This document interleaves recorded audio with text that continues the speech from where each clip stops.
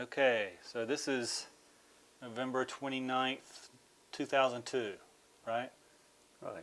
Tell me about Granddaddy. When you were growing up and stuff, what was it like to be the son of a preacher back then? Well, my memory of it is fading some, but it was good to have friends, and you always had some friends in the various churches that my father served. They were ties that bound unto each other and the church and to the Lord. And this was no big thing to some boys and girls that I mingled with. On the other hand, it meant a lot to some. And it meant a lot to me. I didn't talk much about it, didn't think much about it, but to be the son of a minister meant a lot.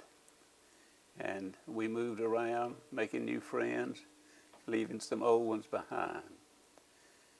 But always I knew that there were some things that we did because we felt like it was right, strongly. And Sunday was a special day in our world, and we did what we thought was proper on Sunday. We didn't go to the stores on Sunday. We didn't mow the lawn on Sunday.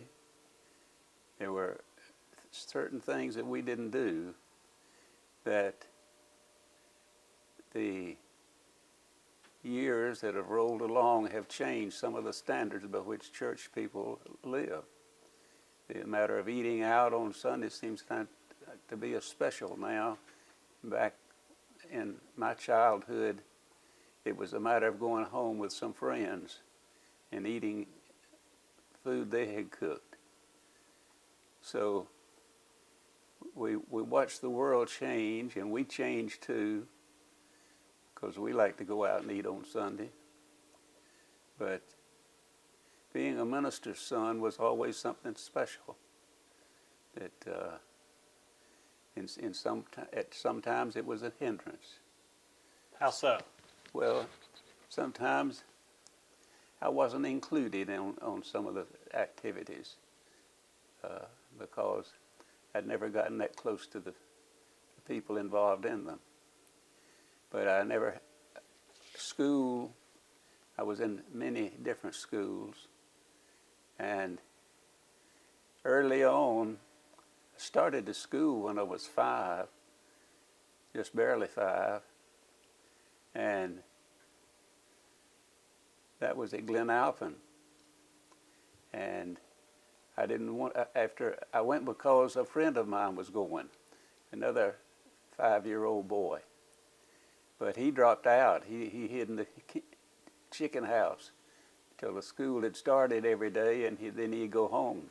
And he got away with it, so they started him again the next year. But my father wouldn't let me drop out after we started. He walked all the way to school with me sometimes.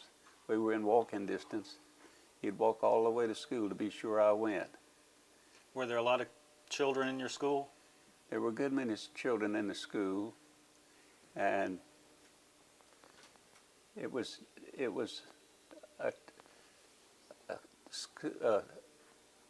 a school that was average in those days. It probably wouldn't pass this day and time, but back in then it was known. The school teachers lived in town.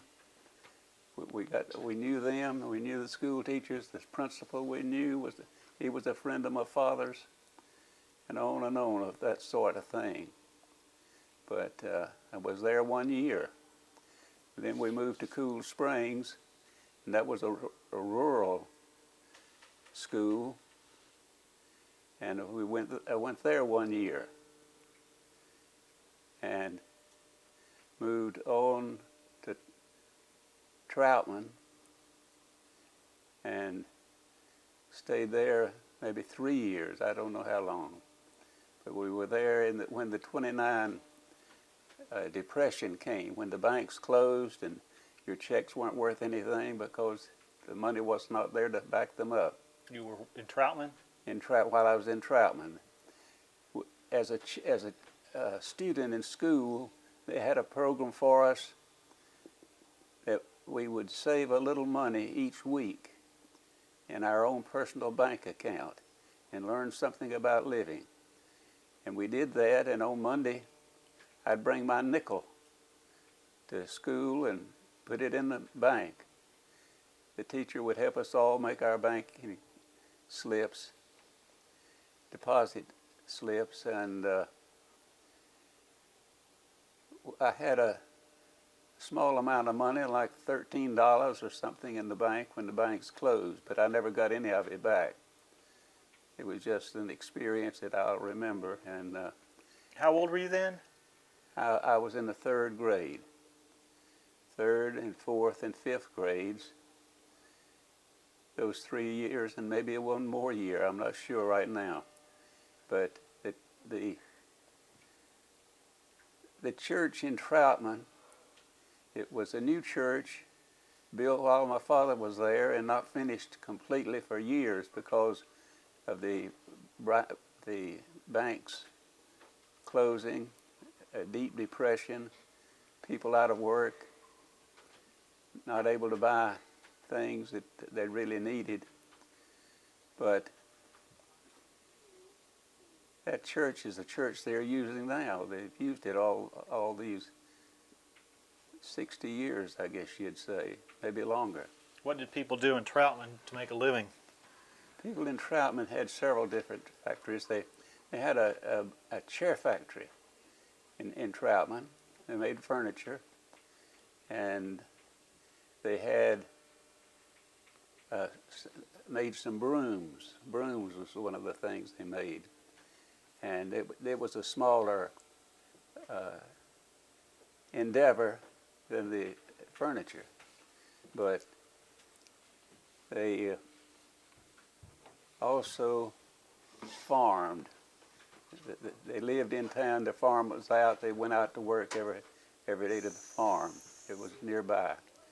That was a dominating arrangement for the people of Troutman. But Troutman had athletic teams. They had a fair each year. It was begun while we were there, and the fair brought a lot of people to town, helped them be proud of their town, that they could show some of the things they had made and some of the foods they prepared, some of the sewing they had done. But my father was a scoutmaster there. I wasn't quite 12. I couldn't be a scout, but I could go with my father on their camping trips. One overnight trip, or maybe it was 2 nights, we went to Lake Tahoma near Black Mountain and spent the night on top of Mount Mitchell. And the Mount Mitchell Park had a place where we could put our sleeping bags on the floor.